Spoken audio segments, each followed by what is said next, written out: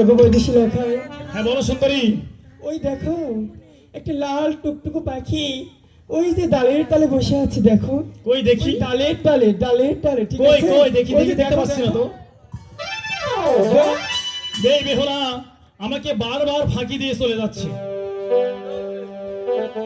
Behula